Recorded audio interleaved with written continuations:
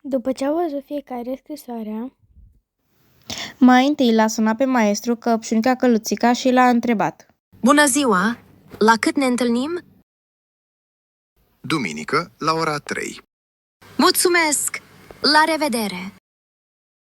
A few moments later. după aceea Papagal Mangăl l-a sunat. Hei, bro! Vrei să devin supererou? Nicio problemă! La cât ne întâlnim? Da, my brother! Sâmbătă, la ora 3. Bine, bro! Pa! The next day.